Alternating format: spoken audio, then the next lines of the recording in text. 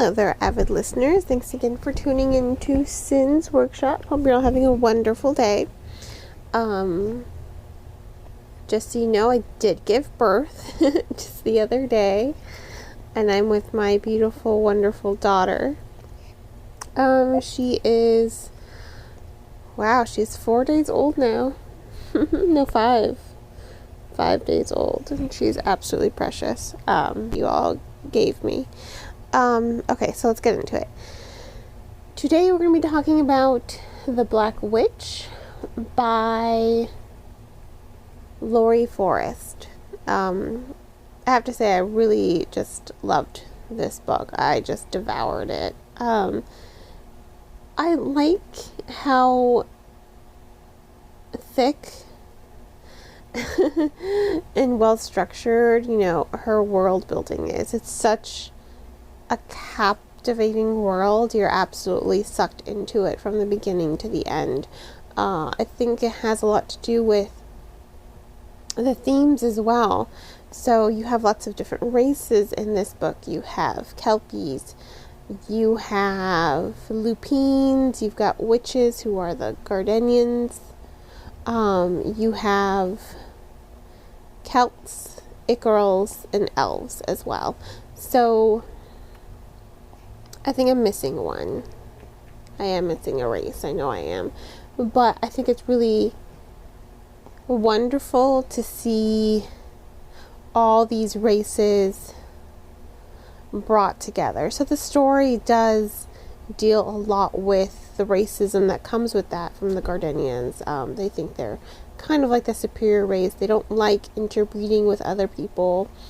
They are very much against it. In fact, the school that Lauren is going to so that she can become a master apothecary, they open their doors to other races. And she's kind of like everyone else. She's not outwardly racist, but I don't think she realizes that she has her own prejudices based on what everyone around her has said growing up. But luckily she was raised by a man who is very outspoken. He is very much an equalist, I would say. He doesn't hold any prejudices, so he was a very good role model for her and her brothers once her parents passed away. But her parents were killed by Celts, so there is this inherent prejudice that she does have. And what I like is that she overcomes it. She's one of the few who overcome it. You're seeing a lot of racism in the story, but you're also seeing a lot of misogyny as well. So this is a world that, even though the Gardenians think we're the chosen ones of the gods, blah blah blah, they really do mistreat much of their women. So women have to be wand-fasted to a man, pretty much.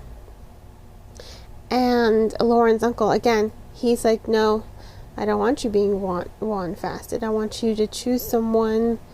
Wand-fasting is kind of like an arranged marriage. It's not always likely that you're going to get someone who you love. And you're seeing that a lot. A lot of these girls are just like, they're okay. And it's just like, yeah, but you're not with the one that you love. And should the women have affairs, they get horribly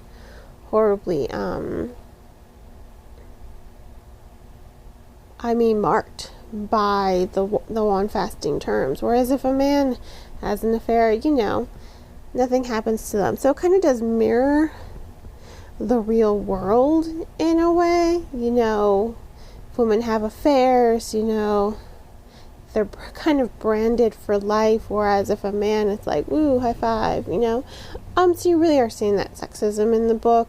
You are seeing how Forrest is bringing real life prejudices and real life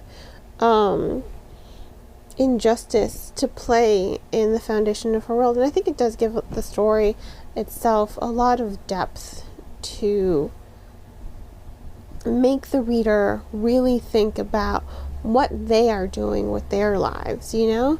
So I did like it. I did enjoy it. I thought it was well worth the read, honestly, for that and that alone.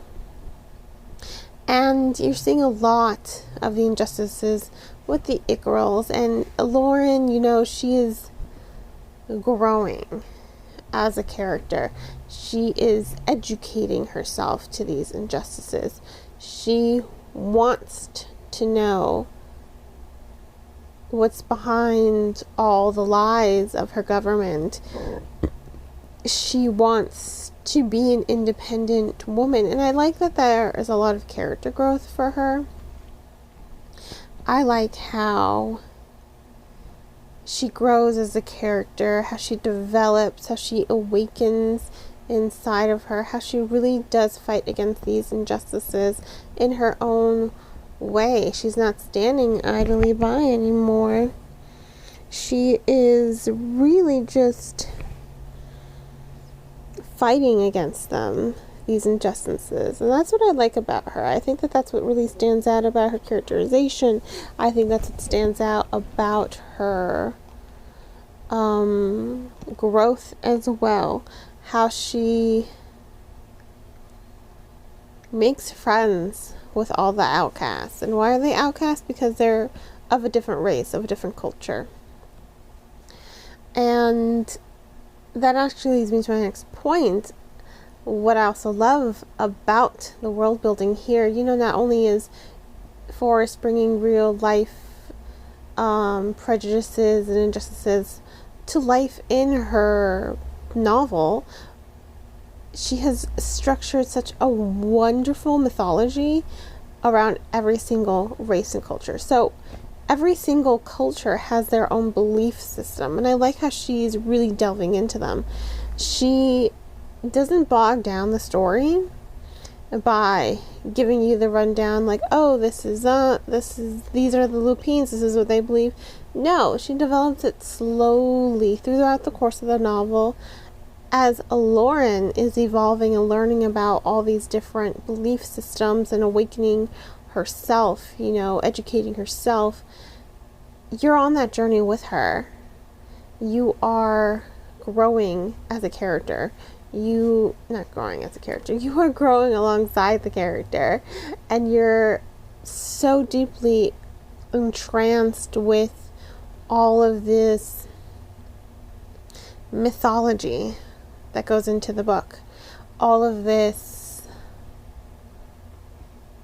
wonderful history that Forrest is putting into her story to make the fantasy and the magic very cohesive, while also giving the story a really strong foundation to lay on. So, you know, ultimately I do think that this is, you know, it really is an incredible novel as far as I'm concerned. I thought it was really well done. I can't wait to see what's going to happen next. I really do think she did an amazing job opening up this world to readers, because this is just the first in a series. In fact, book 4 is supposed to be coming out soon, if it hasn't come out already. I have to check my publication dates, but I am looking forward to it already, and I haven't even read books 2 and 3 yet, although they're there. Book 2 is on my dresser right now with this other stack of, I think, 20 books that I have to get through. That's not including digital arcs. And book 3 is in my closet with a stack of, let's see, that's 6, 12, 18. That's just in one closet. That's what I have in one closet, 18 books. It's not even counting my other closet. Books everywhere. Woo! So hopefully I can get to them soon. I mean, I'm gonna buy The Demon Tide when it comes out. I'm buying it. You know, it's part of a series that I already own. It's mine. I'm buying it. So I'm really looking forward to reading it. I'm excited. Forrest has me excited about the rest of the series from book 1. These are memorable characters. This is a memorable world. It's so amazing to just see it grow and flourish and develop as a whole. So I'm going to go ahead and give The Black Witch 4.75 stars out of 5. I know you're thinking, well, why not just give it 5, Cynthia? Well, I really want to read that person who's just like, 5 here, 5 for you, 5 for you. I want to reserve my 5s for really a lot of things that blow me away 100%. Don't get me wrong, The Black Witch is an amazing novel. Absolutely love it. Like I said, I'm so excited for the rest of the series. But was it 5-star worthy? I don't quite know. I think it's right at the edge. Definitely memorable, definitely fantastical, definitely worth a read. Highly recommend it. So please remember to purchase the book if you're going to purchase it from your local bookseller or online book retailer. All I ask is that you get the book off of someplace other than Amazon. You can do BarnesandNoble.com if there's not a Barnes & Noble near you. BooksAMillion.com if there's not a BooksAMillion near you. You can do Bookshop.org, which will donate a percentage of the sale to an independently owned bookstore nearest to you. You can select one as well. IndieBound as well. Book Depository, Book Outlet, Bedworld Books, thriftbooks.com. There are so many other resources out there other than Amazon that I'm for supporting them over Amazon when it comes to books. So please do that. If money is really tight, because I know you get the books off of Amazon, they're just for the convenience of shipping, but for the discounted price. Remember, they really don't have a lot of overhead. These books are just kind of sitting in a warehouse. And also Amazon doesn't pay taxes. So that's why they can sell their prices. That's why they can sell the books for those prices. If money is really tight, just check the book out from your local library. Libraries are a great resource for the community for this reason. They encourage reading, and guess what? They're free. It's free for you to get a library card and check out a book. And on that note, I hope you all will continue to support me here by liking this podcast, subscribing to it, and sharing it with all your book-loving friends. You can also become a supporter on Anchor FM, my recording platform, for just 99 cents a month, or on Buy Me a Coffee for a one-time donation, or by purchasing one of my handmade candles. There's links to all of that in the description of this podcast. Hope you all have a great rest of your day, and as always, happy reading.